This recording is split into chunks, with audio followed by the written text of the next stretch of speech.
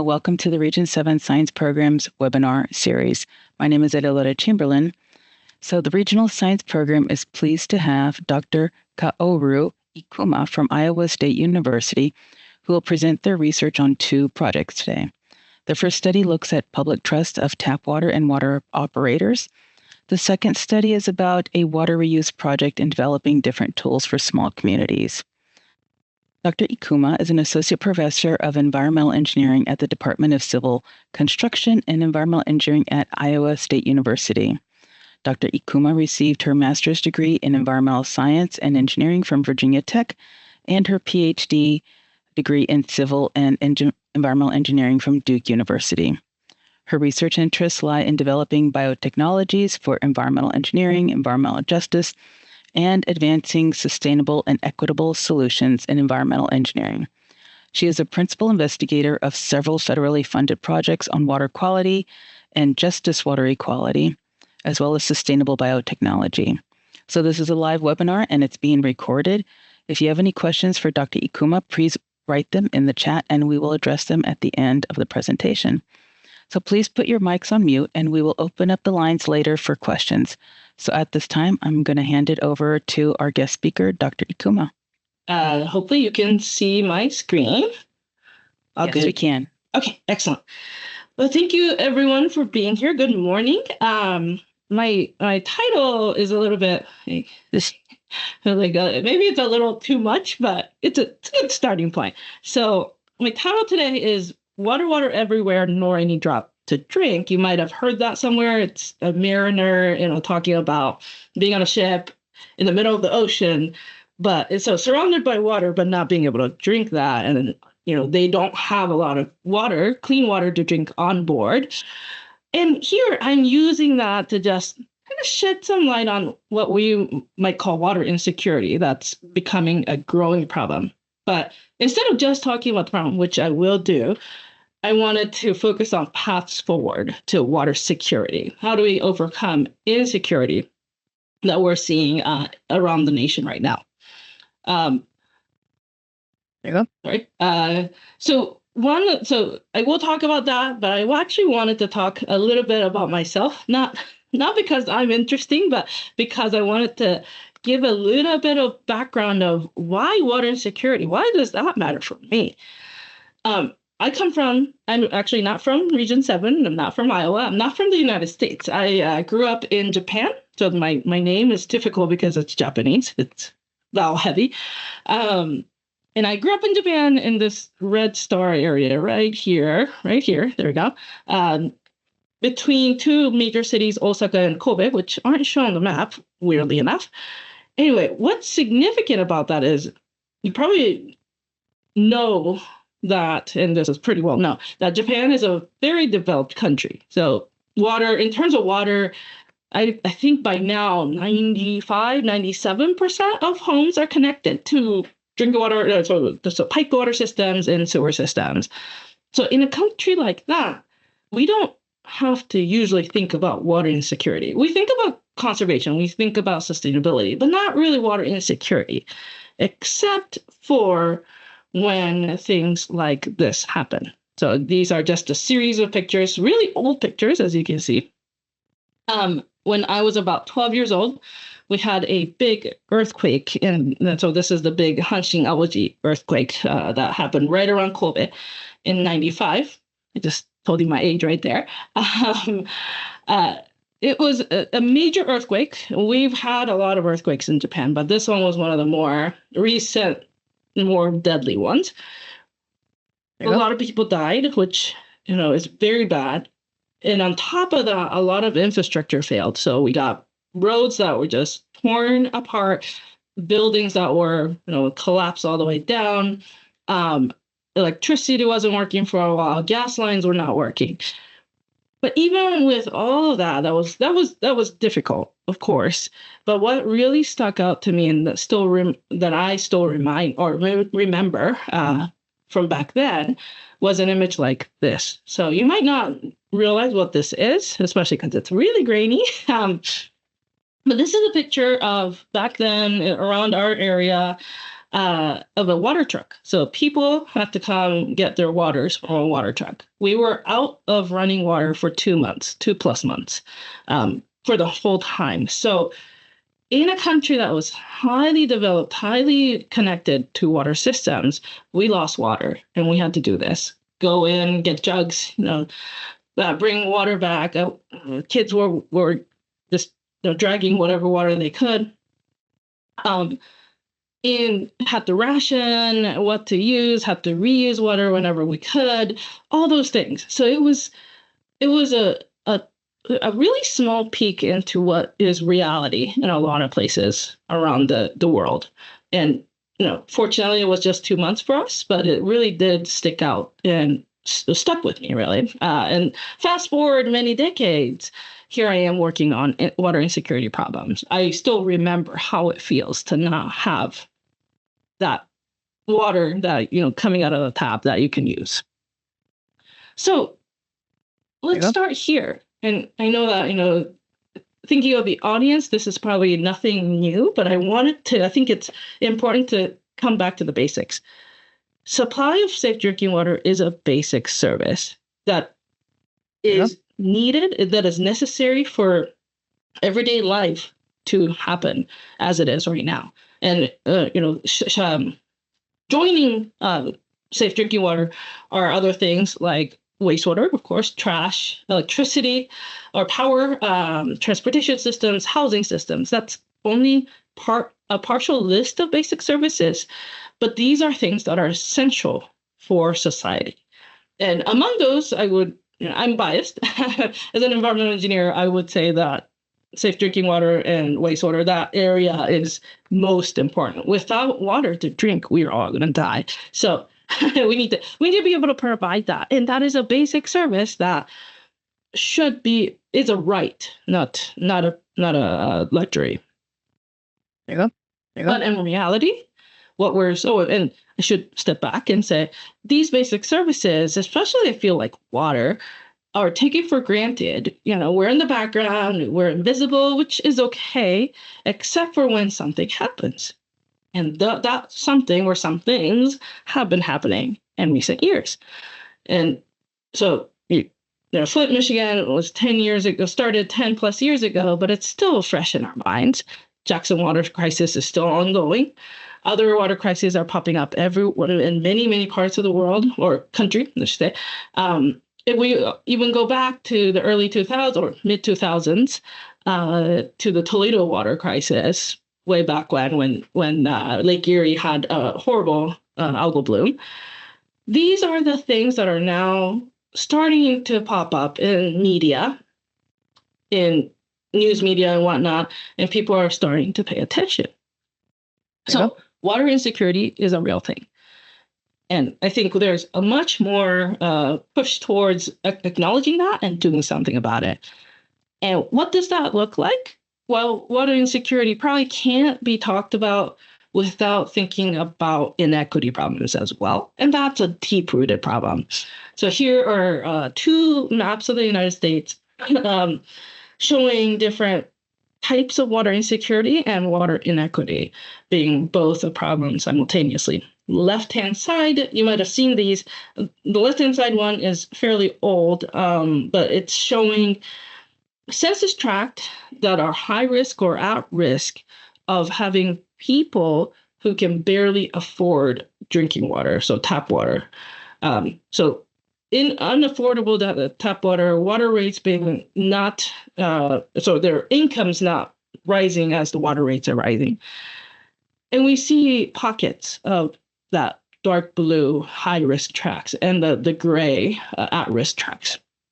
On the right-hand side are, again, census tracts that show percent in color, percent of community water systems that are listed as Safe Drinking Water Act serious violator in terms of health-based violations or health-based regulations.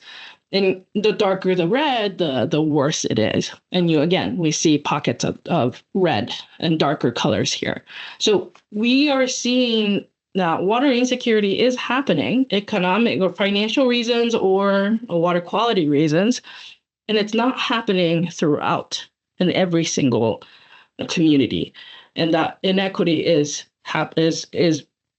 quite stark. But then we come back home and we say, well, Region 7, some of it is at risk on the left-hand side here for unaffordable drinking water. On the right-hand side, serious violators, that looks fairly good. But of course, these are aggregated data, as we all understand. Even when a single water system that has these violations can be affecting thousands of people. So let's zoom out. We're zoomed out right now. Let's zoom back in and think about the fact that these problems are also local problems. Water is usually a local problem, but also a much larger regional problem. And so that zoom in and out is where it gets really tricky and things get lost in translation. There you go. So zooming in as local problems, I actually went around and just did some Google searches and found these news articles. So here in Iowa, Osceola is struggling from they're losing water. So they do not even have enough water in their reservoir to keep their drinking water treatment system going. The recent rains have helped, but it's still not looking great. In Kansas, there's a water crisis. In one of the tribal nations, they've been without drinkable water, tap water, for years. And Missouri is also facing a pretty bad case of low water, and is limiting exports of water to other states. So water insecurity is happening right here. We don't tend to think about it as much. We tend to think, or at least I, and my students tend to think, Iowa's water rich. Water isn't a problem. It's a little bit more complicated than that. On top of that, so again, we might think of these local problems being, here's that water system that's struggling. Here's this water system that's really running out of water. There's still some more things at the aggregate level that's important to look at. So here I'm just showing you Iowa and Missouri, but because that just so happens to be the two states we mapped out for this. But when we look at, again, health-based violations of the SDWA, we see problems. Missouri, there's certain parts of Missouri that are struggling. The circles on this map, the size of the circles are showing the percentage of homes with incomplete plumbing. It says no plumbing. That's actually incorrect. It's incomplete plumbing. It doesn't mean that they don't have flushed toilets. They might not, but it might be lack of hot water compared to, or just having cold water or not having a shower or something like that. But it's a form of water insecurity. And you see that. That's an individual home level. So we have to zoom in and out, again, from the individual level all the way up to the nation level, and think about solutions to this problem. Still talking about problems. As I was preparing this, I was like, maybe this is a little too pessimistic, but there's an end to this. There's a better end to this, I promise. Again, kind of zooming out again. Sorry for the in and out here, but I wanted to come back to the whole idea of water quality. Water quality is a problem. That's absolutely one type of water insecurity. This is just showing you the number of health-based violations in the last year. I don't remember now. In the last maybe 5 years or something like that, per water system. So how many violations per water system on average for the whole state? And this, again, this is health-based violations. So things like E. coli or lead, arsenic, those kind of things. We see that there are states that are definitely higher in that normalized average amount of violations. And so they are struggling from a water quality perspective. Region 7, Kansas is not looking that great. Nebraska is struggling. Missouri is not doing great either. Iowa looks okay. But again, this is aggregated. When we zoom in, there are parts of Iowa that really don't look great either. There you go. Now, so water quality is a problem, and that's a technical, if I have to put a word to it, problem. What my research and the work that my students have been doing is really highlighting is that it's really not just a technical problem. This is a same kind of map aggregated at the state level, but looking at the Safe Drinking Water Act, monitoring and reporting violations. So what percentage of water systems are consistent violators of monitoring and reporting violations, which are things like, they didn't file a report or they didn't do this and that, right? And not that the water is unsafe, but that managerially there's something lacking from that system. And this is a pretty large number as well. You start seeing things on the 30% range. Alaska really, really suffers. This is when we start realizing, water quality is one side, but managing these water systems is a whole nother side, potentially. So especially when the two problems, I'm going to go back and forth here, health-based violations and monitoring and reporting violations coincide in some of these states, that becomes a big challenge. Because if you don't have the people, the managerial capacity, how are we going to fix these problems? Similar idea, looking now at operators, water operators, and the percentage of operator deficient systems. We see a whole, again, another picture altogether. This is in percentage. The darker the red, the higher the percent of operator deficient systems in the state. Region 7 is really not looking that great. This is exacerbated, and it's very nuanced. So, of course, it's not a simple, we have to do this kind of solution. But it is pointing to workforce problems as well. And many of us are aware and are worried about the changes in the workforce, the water-based workforce, in the coming years because of major retirements coming up of operators and just people who with the knowledge are going to be leaving. And we're struggling to find new people, young people, to come into this field. So these workforce shortages are going to exacerbate water insecurity if we don't really think about it and be proactive about what we're doing. So those are a lot of the problems. And on top of that, so let's kind of sum up here. So there's the economic, financial problems that at the individual level and at the community level that lead to water insecurity. There are technical problems such as water quality that certainly lead to water insecurity. There are managerial and decision-making problems that lead to water insecurity. And there are workforce and social capital, social capacity problems that lead to water insecurity. All these are already a major, major problem.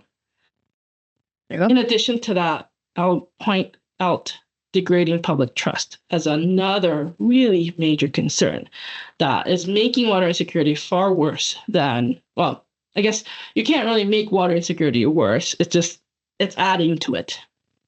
And here is some results from one of our studies. This one was in Puerto Rico specifically, and we went in with the idea that Puerto Rico is disaster prone, and there's a lot of problems around their water because of these disasters. Let's see what they say. Let's just listen to their voices and see what the problems are. So we've been in Puerto Rico a couple times, or 2 or 3 times, to talk to people, to interview people, and to also look at their water quality. So here's just a simple map of Puerto Rico. So San Juan is the capital. We've been to a few different communities. And what I wanted to first point out is that you probably know or remember that Puerto Rico has been hit by a lot of hurricanes. In particular, the really big one, well, there have been multiple big ones, but the one that kind of was really spotlighted was Hurricane Maria in 2017. So after Hurricane Maria, which was a level 4 hurricane, by then, 70% of water treatment distribution systems were affected. So they were down for a while or had intermittent service. Most of them have recovered in terms of service by now, but in terms of water quality and such, some of them are still struggling. Now, that was 2017. Fast forward about 5 years. The first time we went to Puerto Rico to talk to people was 2021. So actually, was it 2020? It might have been 2020. So right during COVID. And then we went back in 2021.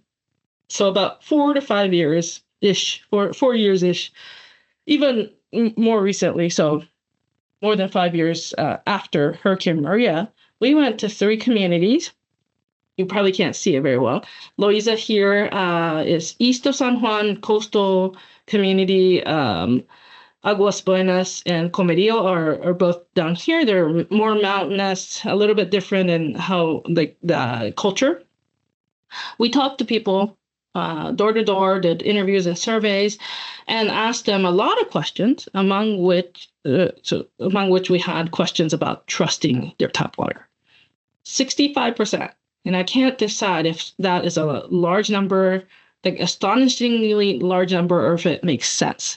65% of these people, and we talked to 150, 200 people, said that they do not trust tap water, even though the service itself has supposedly come back. So this is years after Maria, and it is not getting better in their viewpoint. So 65% of people say they don't trust tap water. So what do? Many of them buy bottled water. And of course, we can go into the whole rabbit hole of, hey, bottled water is not necessarily better than tap water. There you go. But it doesn't, that doesn't really seem to resonate with them. So when we asked them also about, okay, do you trust it? And then do you drink it? The tap water, that is. We had some mixed responses. So we got these responses. We grouped them into 4 different groups to really start understanding, okay, what drives people first to trust or not their tap water, but also their behavior around water. What drives them? And just to get a peek of, okay, decision making that affect people and what we might be able to do to perhaps make it better or easier for systems and communities. So here are the 4 groups. We saw the majority of people in the group A1 and group B1. So residents who mistrust tap water, they say, no, I do not trust it. And no, they do not drink it. So that makes sense from an alignment standpoint of that, their trust and behavior. But there are also residents who say they do trust tap water and they do drink it. Again, alignment of, okay, yeah, if they drink it or if they trust it, we understand why they drink it. There are also a smaller number, but definitely a non-zero number of people who say they do not trust tap water, but yes, they do drink it. So group A2. And people that say, yes, we do trust tap water, but no, I'm not going to drink it. So this, what is causing this kind of misalignment, I suppose, of what they think and what they do? Not that that in and of itself is surprising, because we see that all the time, but what is it about, specifically about water, that makes people go that way? And again, this was partly surveys and interviews, so there's a lot of data associated with this. I'm really just going to show you a couple simple stuff here. Statistically, we saw majority of the respondents, 56%, say that they do not trust tap water and they do not drink it. They drink bottled water instead. There you go. So that's already unfortunate, and it hurts me as an environmental engineer who is on the who does the treatment side of things. 27% of residents say they do trust tap water and they do drink it. And then the misalignments are coming in, where about 9% of the respondents said that they do not trust tap water, but they do drink it. And 8% of our respondents said they do trust tap water, but they don't drink it. So I'm not going to walk you through each one of these, but I just wanted to highlight a few quotes from these interviews and the reasoning behind some of this. So if we just look at group A1 and group A2, so people who generally do not trust tap water, the reason behind not trusting tap water, perhaps not surprisingly, are aesthetics. So taste, smell, and color. So palatability of water was one of the main reasons. Another one was perceived health risks. So that's really like straight up a trust problem. So some quotes said, I can taste the chemicals when I drink it. And I have to like leave it and let it air out before I can drink it. One of the things that really do pop up here is chlorine. And so they need it. So it's very tricky. We're also finding that in a separate project, EPA project in Alaska, where people are really not wanting chlorine at all. So there's that taste smell aspect, and then some people would say, I'm afraid it will make me sick, even though in theory it was treated. So whether that's supported by we didn't quite get to probe why they think that, but it seemed like a trust problem. There you go. On the other side, so these people who mistrust, I'm going to let this come up, mistrust tap water, so they don't trust it, but they do drink it. The reasons behind mistrust or not trusting it is perceived substandard treatment processes and poor piping of the system. So, the pipes are broken. So, I don't trust it. So color changes, all these things happen. It's not safe. So similar reasoning behind that. So the reason behind the mistrust is in agreement with the other group, but why they drink it still is usually because even though they don't trust it, they have to drink it because they run out of bottled water. And oftentimes it's because these are older people, and Puerto Rico is becoming older and older as a population. They don't have a car. They have to depend on other people to bring them bottled water. It's an inconvenience. It's expensive. Those are the reasons why they're forced to use tap water that they do not trust. So I won't really go into what we're doing about it for sake of time, but these really point to the fact that we as a collective, environmental engineers, environmental scientists, who are behind the scenes of these treatment processes, really need to come out to the open and talk to people, is what it comes out to. Explain how these are done. Have them feel and test out why they can trust our systems. There you go. But basically, all of this is telling us water insecurity is a very complex problem. It is certainly not just an engineering problem and requires a collaborative, integrated approach to solve it. And of course, we like to talk about interdisciplinary approaches, especially in academia, but it's not really just about disciplines. It's about communities. It's about the people, stakeholders, really listening to what they're feeling and what they're thinking, and coming to the table to have these discussions with them is really the take-home message I've gotten from the Puerto Rico project. Now, okay, so we need this integrated approach. Can we solve this? Can we solve water insecurity? Perhaps. And so I'm here to say that one possible solution, and we have to have multiple solutions for water insecurity, but one possible solution to consider further is water reuse. This is nothing new. EPA has been putting a lot of effort into water reuse. This is just the schematic itself is from the EPA. And not just EPA, but other entities are also putting in a lot of effort.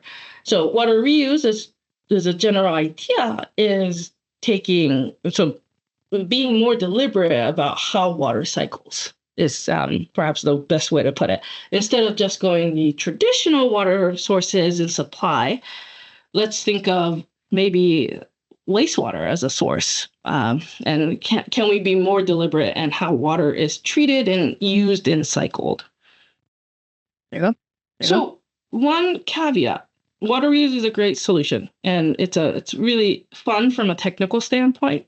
But one big caveat that we found going into this, I thought, was that water reuse appears to be considered mostly only in urban areas. Small rural communities are left behind. If you look over here, again, probably nothing new, especially to Region 7. When we look at population served by community water systems, we find that the vast majority in many states of water systems serve really small number of people. So what the EPA calls the small systems, serving 10,000 or less. And that's prevalent all across the United States. However, when we look at water reuse as a research topic or a reality, most of it is only considered in large urban areas. There are certainly some cases of small communities doing water reuse, and that's fantastic. But generally, the tools, the research behind it is focused on urban systems. So here we are as a consortium asking the question of why should small systems be left behind in such innovations to solve water insecurity? And of course, our answer is they shouldn't be left behind. This is a ongoing, we're just finished wrapping up year 2 of 4, ongoing national priorities project with the EPA. And we are one of 2 projects that got funded. We're funded at a fairly large level. Our project budget is over $3 million. And for this, we lead, so we're the lead institution at Iowa State. I'm the lead principal investigator. Joining us are the University of Rhode Island on the East Coast and the University of California, Berkeley on the West Coast. And Colorado, there's some emphasis on Colorado and small systems there as well. And this map, I should have said, is the darker, showing the percent of small systems. In these states, the darker the brown, the greater the percentage of community systems that are small. There you go. In each of these states. So Iowa is very small system heavy. So here with this project, we posit that small rural communities can indeed benefit from water reuse with meaningful tools and approaches to lower barriers, especially when we look at water reuse through the lens of diversifying water supply via different source water and end-use combinations. Water reuse does not have to be all about wastewater to tap water or direct potable reuse. If we think about it more broadly, then we start thinking, oh yeah, maybe that could work for rural communities. There you go. So here we are defining water reuse broadly. Again, focusing on diversification of water supply. So we are thinking of any source water that is traditionally considered unusable or waste. So we're starting from rainwater, stormwater. We're even considering agricultural runoff or drainage, and of course, municipal wastewater. And then thinking of any combination of end uses, non-potable reuse, to indirect potable, to direct potable reuse. And the more we think about it, the more we are all acknowledging that direct potable reuse for small rural communities is likely not going to be the first stop for many. There you go. So of course, the complexity of adoption goes up as you go down this list. And now, how would we do this? How would we empower these small rural communities to consider water reuse? We take an approach that we are calling the Windows of Opportunity framework. We are converging these challenges and barriers. So there's a health-based barrier, there's a technology barrier, there's a water data barrier, organizational barrier, and social barrier to water reuse. We want to try to solve or to lower these barriers as we go using tools. I'll go through that in a little bit. And at the end of this, what we want to do is not necessarily to go to a small community in Iowa or Kansas or Nebraska and say, hey, you should just, you should do water reuse right now. Instead, because we also, of course, acknowledge that it's not cheap, it's not easy from a managerial or people side of things. So we think that what we want, or our idea is that we want these tools and the readiness to be there for when these communities find that window of opportunity. It might be that their system, the current system, is crumbling. They need to replace it right now. But instead of replacing it with the exact same system they had 50 years ago, let's think about something that's more diversified and more resilient and sustainable as a water supply. So that's our window of opportunity for community X. A community Y might look different.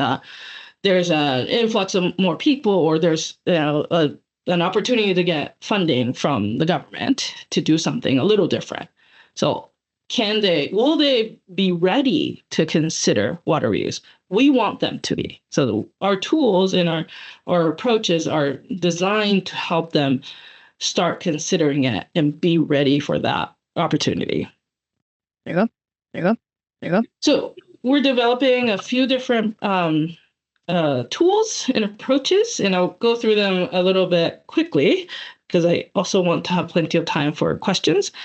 We are still this still in the making. We are again finishing up year 2, and we are also talking to people who support these communities as we develop our tools to make sure that this is something that's going to be useful, rather than, us research just thought it would be useful and we slapped it together and here we go. So we're hoping that this will truly be of use to these communities. So one of the tools that is most mature now that we're developing is a water inventory app. And this is this is aimed at lowering the water data barrier or information barrier of these small systems or small communities. So traditionally, thinking about how much wastewater do you have or how much stormwater do you have, and within your the usable amount, within your jurisdiction is quite tricky. You could get consultants to do that, but even then, there's a lot of assumptions to make. It's very difficult to even start thinking about. So, and for water reuse, if you don't have enough water to reuse, then there's no point. So what is at least a one-stop shop for thinking about, hey, how much water does my town have of stormwater or wastewater or what have you, is all built into this app. And we're almost ready to release. This is basically has a lot of overlaid data sets. So this is done through Google Earth Engine apps. What we've done is we have these polygons or they're areas of municipalities There you go. that is then overlaid with the amount of surface water, groundwater, amount of wastewater discharged, and likely stormwater that is collectible, and also where relevant agricultural drainage as well. Such that, and this is just a standstill snapshot of this, if a community like Ogden, Iowa says, oh, by the way, this is Ames, this is where we are, and Des Moines is south of us, so it's pretty zoomed into central Iowa here. Ogden is here, it's small. I don't remember the population. It's probably like a few thousand at most. And if people of Ogden say, I want to know if that's even something worth considering, they can come here and just toggle over their town and get aggregated water availability index. that you're seeing here. So you see things like rainwater or wastewater, how much they can expect in terms of volumes per year. We're also trying to de-aggregate that and more granular approach of here are the times of the year where you can expect this much water. Again, this is really just for these communities to start thinking about, oh yeah, I have enough water to do something here, or no, that's not even something we should consider. I'll also note that we are making it flexible enough that communities can select and look at it individually. States can look at it at the whole state aggregate level. Counties can look at it at the county aggregate level. We also have HUC level aggregation as well over here. So that's one of the tools we are developing. There you go. We are also trying to lower the technology barrier through what we're calling a strategic technology scan. One of the problems with technology for water reuse is that a lot of people will not know where to start. Yes, consultants would have an idea, and this is something that is all in the consultants' heads. But if a community a community would have to hire a consultant to even consider anything like this. So we wanted to empower these communities with tools that perhaps they could use as well. And here's one of them. I'm not showing you the whole thing. It's just a screenshot of just a part of this. What we try to do here is look at low input technologies that are feasible for adoption in smaller communities for different source water and end use combinations. And we're really just looking at, what's the rough cost? Is it going to be super expensive or relatively inexpensive for capital costs, construction costs, operation costs, or O&M? What is the labor requirement? What's the level of operator certification requirement? What's the readiness level? What kind of chemical energy inputs are there? All that in one spreadsheet. And another selling point here is that we academics are doing it. It's not the companies that are doing it. So we hope that we have a fairly unbiased list of potential applications here. We're also looking at technologies that are there but not fully validated and are working on validating them in the context of small systems. There you go. So I don't really have time to go through it here, but we are going to be publicly making this spreadsheet publicly available very soon. There you go. So of course, public support is another really major problem or challenge for water reuse. So we are trying to lower the social barrier through at least improving our understanding of what makes people tick and what makes people say, yeah, I'll support that kind of water reuse. That source and end use combination I will support because of X, Y, and Z. So we've done a national survey of 3,000 people, all or mostly in small communities, and asked them, do you support this and this combination? And, what matters to you? So this is just another kind of a snapshot of those results, where this is just showing stormwater on the left-hand side over here. And the black line is for direct potable reuse of stormwater. The blue dotted line is for indirect potable reuse. And then the red dashed line is for non-potable reuse. This is not showing the level of support. The level of support has all throughout been high for non-potable reuse, low for direct potable reuse. But the reasons behind them seem to be a little bit different. So for example, stormwater indirect potable reuse, the risks associated with that is a large driver behind people's lower level of support. On the other hand, here's wastewater on the right-hand side. For non-potable reuse, generally speaking, benefits of that. So environmental benefits is actually a big driver for people to say, yes, I'll support that. So we're starting to understand what people think and why they might say yes to something or no to something else, and what we can learn from that. There you go. There you go. There you go. Another aspect, this is a big project. So I know I keep going and going. I promise this is almost the last one. We're also lowering the institutional barriers, and primarily looking at regulation. So the relationship between these small communities and small city councils and mayors and regulatory bodies. So is it antagonistic? Is it collaborative? We're trying to understand the relationships, and we're also trying to promote regulatory leadership of these small communities so that they can take things into their own hands and really make good decisions for themselves. There you go. At the end of this, what we're trying to do is we want to converge all these, data, technology, public support, institutional opportunities into community-specific cost curves. And it might look like something like this. We'll be looking at, amortized costs of different types of reuse or combinations of source water and end use, and really considering the perhaps somewhat intangible benefits as well as lowering the overall cost.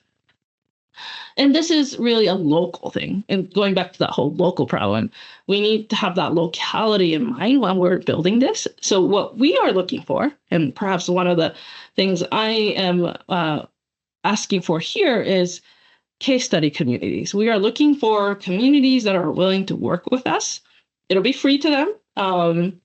We're only asking that it's a small community and that they are willing to provide us access to their community and perhaps some information.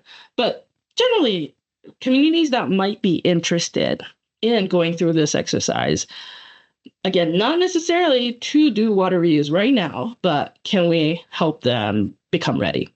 So if anyone from Region 7 knows of a community, please let us know. We're getting ready to go into that phase. So that would be fantastic. So real quick, wrapping up. So we want this cost curve and this, convergence of all these tools and all that is, again, to allow small systems, small communities to be ready for their window of opportunity. I wanted to bring back this EPA Rural and Small Systems Guidebook to Sustainable Utility Management. That came out 8 years ago, 2016. It's fairly straightforward. Now, sustainably managed utility would have to consider product quality, customer satisfaction, employee and leadership development, operational optimization, financial viability, infrastructure stability, operational resiliency, community sustainability and economic development, water resource adequacy, and stakeholder understanding and support.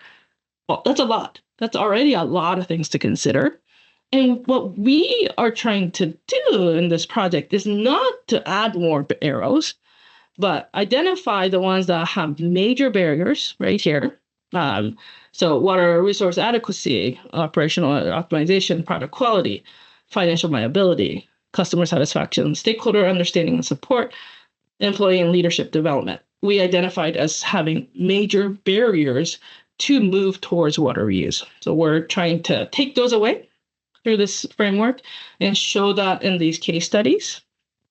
That yes, by lowering these barriers, now they do feel ready, or they are ready for water reuse implementation in the future. There you go. So with that, so that's a solution. Again, I do want to reiterate that that's not the only solution to water insecurity. We have to work from many, many, many avenues and directions to solve it. We have to work together is probably the key thing. But I wanted to give that overview of what we're doing as food for thought.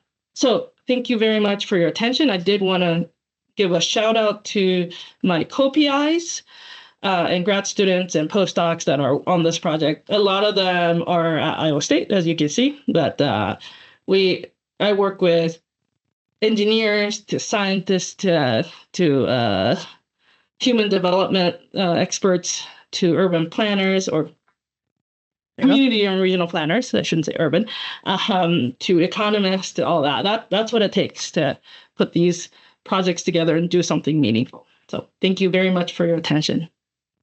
There you go. Thank you, Dr. Ikuma. Let's see here. Let's go to, I think we're going to have questions in the chat.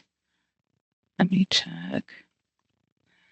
The first one is, what are the test results? Do they support a return to quality water where the test collected from worst case locations? There you go. There you go. There you go. There you go. Sorry, I'm reading it right now. Oh, okay. And there's a second part to it too. If tested for chlorine, what was the percentage?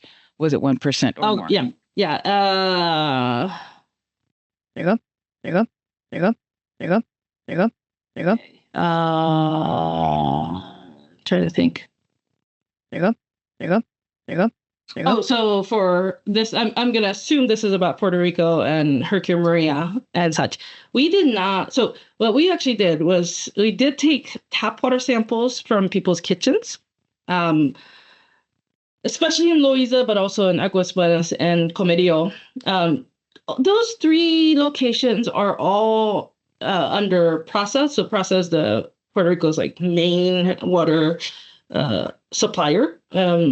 And we did not see any, and this is, again, 4 or 5 years after Maria, we did not see major concerns with their water quality. There were some hits on E. coli, but those were probably more on the very long water age samples. And I'll note that I am saying that their water quality has come back based on just reports rather than our own data. From Hurricane Maria. I will say when we were testing for chlorine and when people were like, oh, I don't like the smell, in Puerto Rico, we were seeing numbers at like 1 or 2 milliliter per liter. So not very high. Yeah, you might be able to smell it, but not so high that it's something very concerning. On the flip side, again, I didn't really talk about Alaska, but on the flip side, in some of the Alaskan Native communities we're working with now, they're seeing 0.2, 0.1, 0.0 something, and they're still saying that that's too much chlorine. So it's quite the challenging thing behind chlorine and support from the public of using it. There you go. There you go. Thank you very much. We have another question here. For people who do not trust their drinking water, what do they do when they need to drink it? Do they boil it, filter it, and what makes them feel better about drinking their water? So we asked this exact question in the survey. Some did say they boil it. Some said, so a few said they'll boil it. Many said they need to filter it. And then another bigger group of people said they're not going to drink it even if it's filtered. So they get bottled water. And therein lies a major barrier to getting through to people who are like, no, I'm not even going to touch it. So it's very tricky. There you go. There you go. There you go. Thank you. There's another one. With regards to the workforce issue, are there discussions at the national, academic, engineering, operator levels to integrate immigrants with experience and/or degrees into the workforce needs? Over the years, I have met highly educated immigrants who are not working in their field. What can be done to utilize this talent? That is a fantastic question. And honestly, I don't have an answer to that. I do think that it's an untapped pool and we absolutely need to be tapping it, especially when we don't have people applying for these jobs or wanting these jobs. So it's been a very big, it's a troubling thing. So what can we do to integrate immigrants? I think there are ways to reach out to them. I suspect that water as a whole, as an industry, is not well known. Water operations, especially, is not well known as jobs that are fulfilling, and hopefully that pays well. Of course, the pay grade is another whole nother problem associated with this, especially for small systems.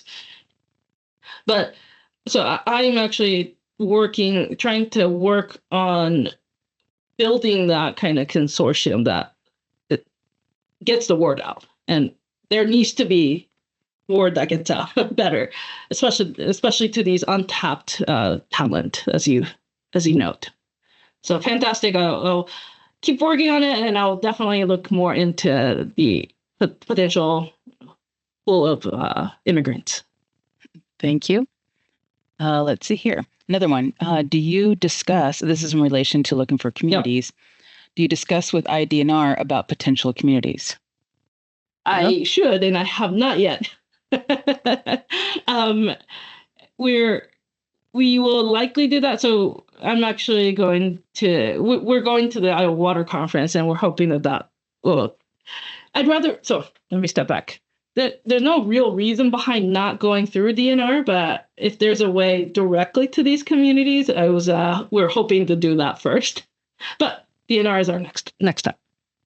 There you go. Copy that. Got it. Let's see. There's a comment to this is in relation to Kelly's questions about the immigrant workforce and experience.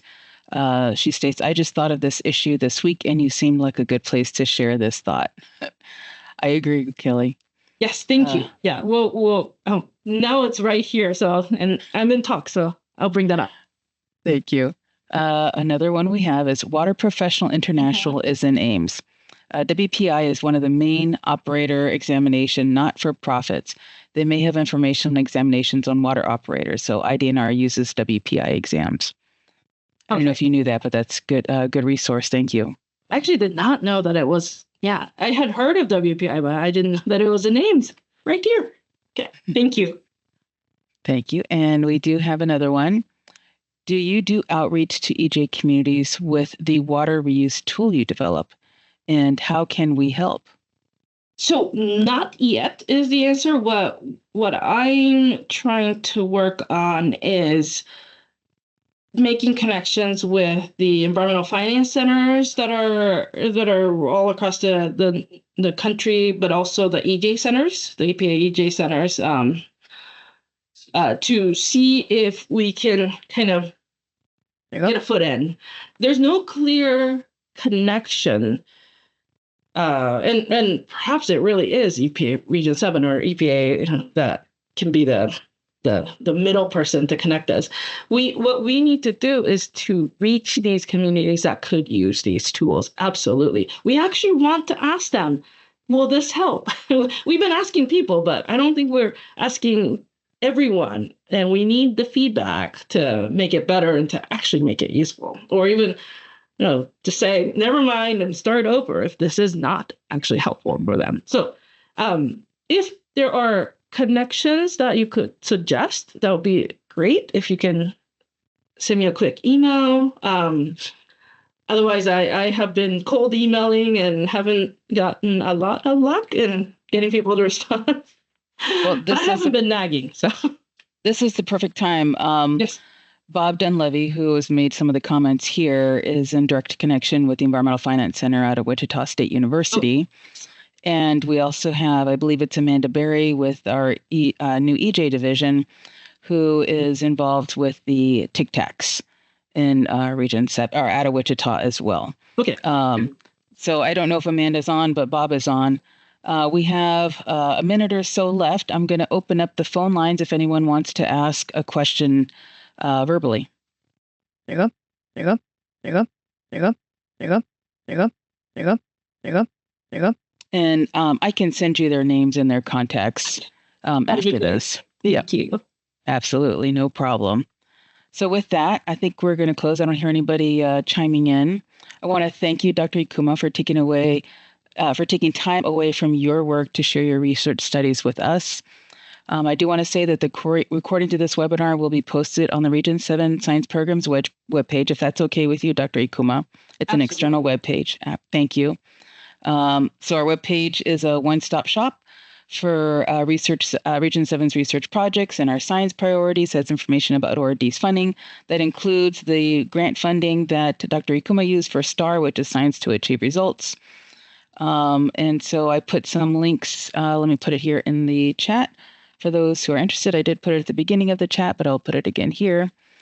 And I want to thank everyone for attending. If you have any questions after this, or if you want to reach out to Dr. Ikuma, let me know. Thank you all and have a nice day. Thank you so much. Thank you.